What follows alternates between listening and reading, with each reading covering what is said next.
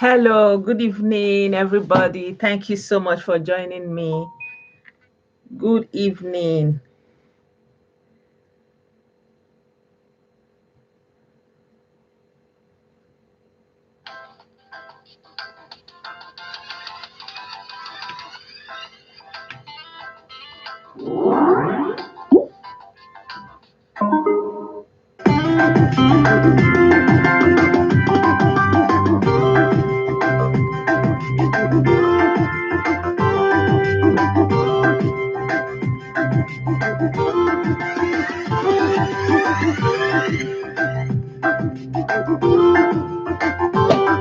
Good evening, Akinyele Bamidele. I greet you.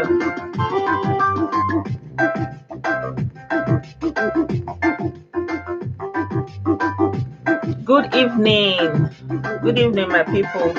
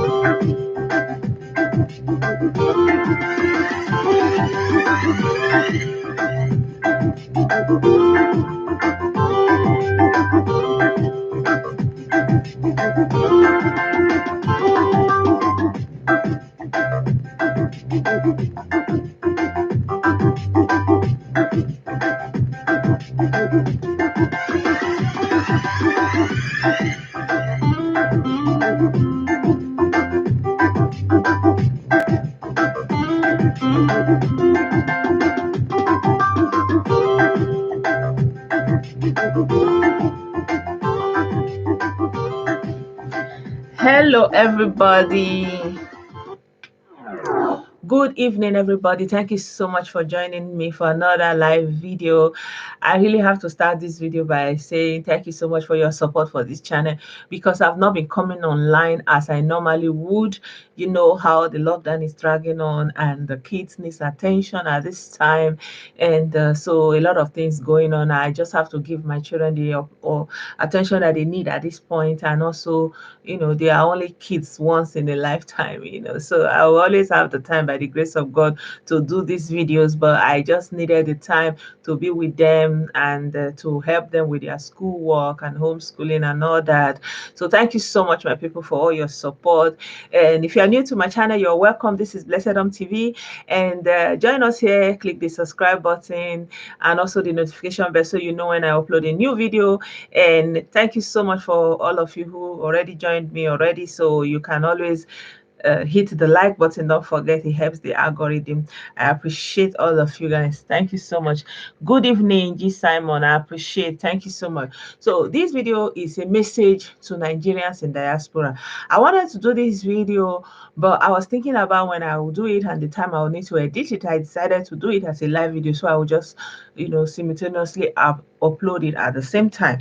So I did a video about Nigerians in India, and I didn't want to caption it very dramatically, because a lot of censoring is going on, and because of the nature of what was going on in the video, they were practically beating them, rounding them up, and treating them very, very poorly, you see. So, and this is not only happening in India, it's happening in other parts of Asia, it's happening in Indonesia, it's even happening in South America. So there's a lot of things that is going on for Nigerians that are emigrating right now, recently. And this culture of going to abroad and hit and run, and the regular immigrants are the ones that are going to suffer it. So I got a very important feedback from a top fan of mine here on this channel, and I decided that I'm going to share this email that he wrote, because I feel like it's captioning all the things I really wanted to say about all these things that is going on with Nigerians in diaspora. So I'm just going to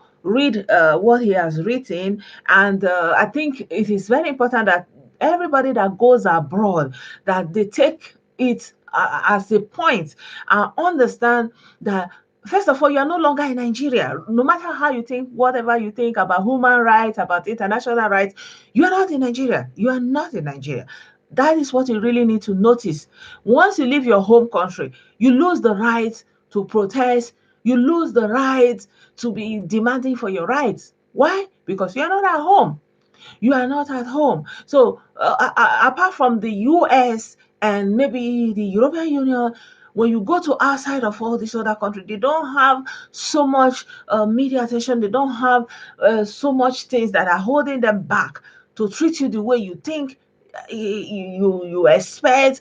First of all, you are not going to even get the attention from the international media for the mainstream media. So you really have to understand what is at stake so that you will know how to comport yourself and know how to adjust when you go to a new country. So I'm going to read this email from a very good and very top supporter of my channel, and I hope that I pass this message across. Yeah, I hope that the people that need this message will internalize it, especially Nigerians in the diaspora, every one of us abroad. Oh, good evening, G Simon. I greet you too. So, what he's saying is the fact that Nigerians are constantly finding themselves in trouble in Asia and elsewhere is because they don't know how to adjust and behave accordingly. So, this is where his email is starting. He said Nigerians are getting in trouble when they go abroad, wherever they go.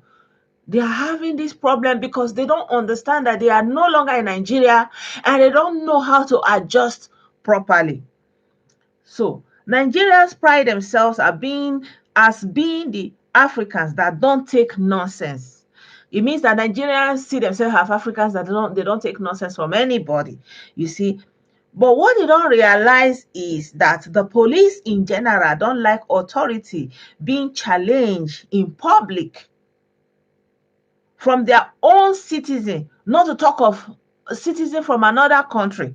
So I think this is just hitting the point on the head. Like, this is so much central to the cruise of the matter, because in your home country, how much authority do you even have to challenge Nigerian police people? Talk less of when you leave Nigeria and then you go to another country and then you think that you cannot take any nonsense, and then you think you are going to challenge the police and the authority in that foreign country. Of course, the police that don't even tolerate that behavior from their own citizen, and then you are a foreigner and they are looking at you like, hey, what is going on here? You understand me? Good evening, Oliver Dean. Good evening. So let me continue to read. What people don't realize is that police in general don't like their authority being challenged in public from their own citizens and are less likely to tolerate this from foreigners. The police in many countries have less constraints than those in Britain and America. To be honest, no one has time or cares if a foreign student is upset. People are too busy trying to live their own lives. So nobody cares whatever is going with you, because keep in mind, you are the one that emigrated to their country. You are the one that chose their country to come into their country. And so they don't expect you to come to their country and challenge their authority. It's almost like saying you want to come and spoil the local population. You don't want to adjust to our way of life. You want to come and bring your own disorderliness, whatever is going on, wherever you are. You want to come and bring it into our society. They don't want it, and it annoys them. You understand me? So whether you are going there as a student or as a trader or as a business person, you have to understand this critical point, that the police in Nigeria, for example, they don't like you to be challenging their authority. The same way police in other countries, they don't want you to challenge their authorities. And if you want to challenge their authority for whatever reason, they are not going to be happy with you. And the people are not going to have sympathy with you. You understand me? So, if a Nigerian student gets involved in a dispute with a police officer, if things escalate, they end up dead, and the officer will not be dismissed or imprisoned as a result. Even if the Nigerian is in the right, you can't always expect justice when abroad. So he's saying the same thing. He's saying that when you go there and you did not adjust and something happens, even though you are in the right, if something happens and the trouble escalates and you drop dead, it's not going to make the police officer or whoever in authority in that country to face jail term, just like you would expect. Maybe something that happens in Black America or in the USA or in Britain, for example, because they already have a lot of local blacks that you can cash on that social capital that those people have built there. But when you go to Asian countries and all these other countries, you don't have any social capital there. You don't have anybody that has, you just have to adapt. So if you go there and get into any kind of quagmire with any police authority and it escalates, and if anything happens and the person drops there, don't expect any kind of repercussion, really. And again, who is even going to push for it? Who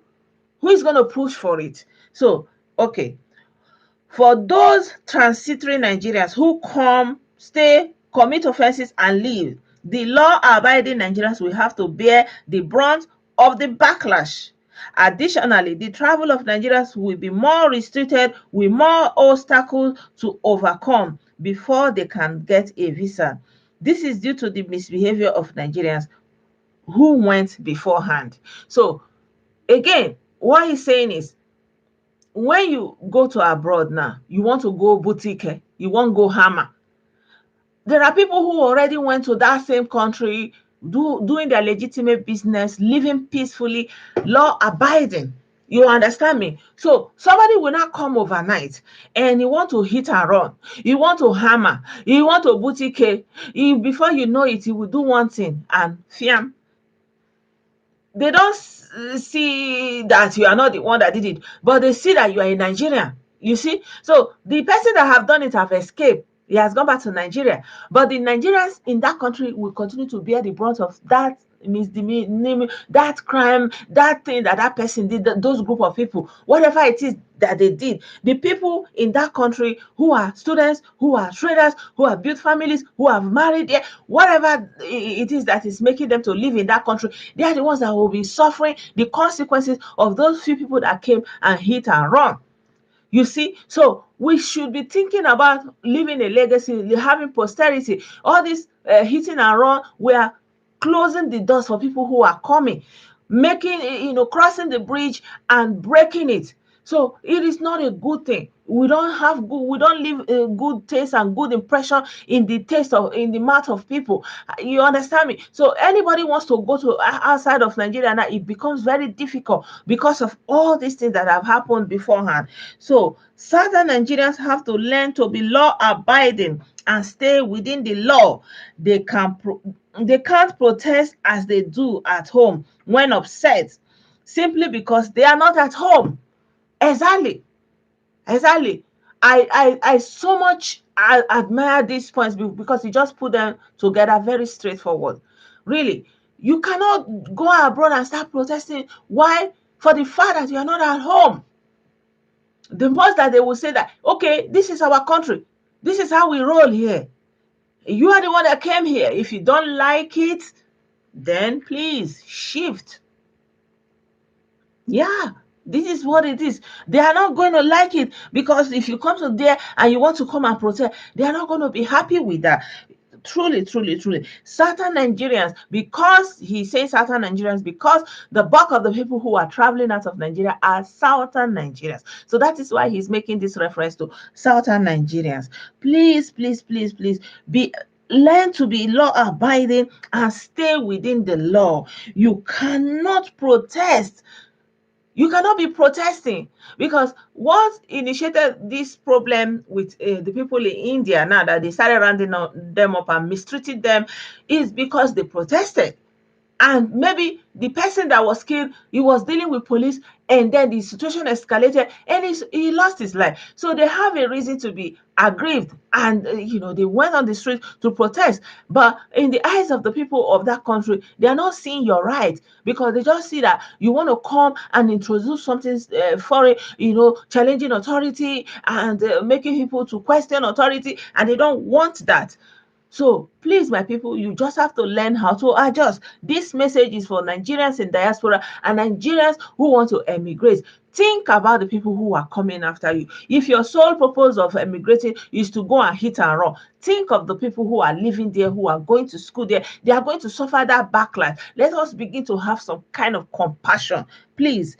Then what is concluding? The internet has a group of Nigerians and their sympathizers who think that Nigerians can do no wrong. So if you dare to imply that Nigerians are sometimes at fault, you can be expected to hit with a torrent of abuse. Exactly. Even as I'm saying this thing, there are some people that are not going to be happy with it because they feel that wherever Nigerians go, they have the right of way, they are like the Lord, they have arrived, they are, just have to toe to their line, they can do no wrong, they are always in their right. So if you want to point out the fault in what they are doing, they will say, oh, you are a hater, they don't want to listen.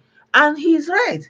He's right. So yeah, um he just kind of summarized what is going on. Please, my people, if you find yourself in India, if you find yourself in Asia, in China, in any Asian country, in anywhere abroad, even in this Europe, I remember when I was studying, I remember there was some group of people, they were employed by post office that time, and just within 1 week of working in that post office, they carry their money run, like run,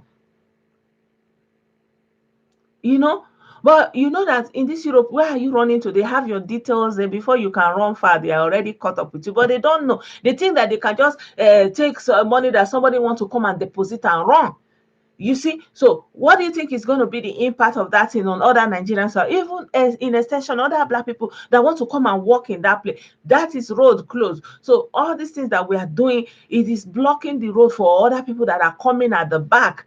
You see, and with all this problem now, before, I remember when Malaysia opened their doors to us, you could just go there and study visa free. But today, look at what they turn it. Like, it's almost like a mess. Everywhere they just say, oh, they say this place is good now. You see, you start going there. Before you know, you turn it into a mess. And then nobody is allowing you to come there again. Must it be like that? Must it be like that? But we can also form a diaspora community that can be good, that can be useful, that can be productive. We don't have to be known for all these notorious activities, and that will be the hallmark. And then whenever they see Nigerians, everybody will be like, hey, and then we are also being a hindrance to other African countries, other Black people. And in extension, some other African countries too, they can also use that identity to commit something, and because of course they are going to be pointing to Nigerians, so they can actually easily get away with whatever they are doing, and they will hide under the cloak of Nigeria and do something and go back to wherever they are.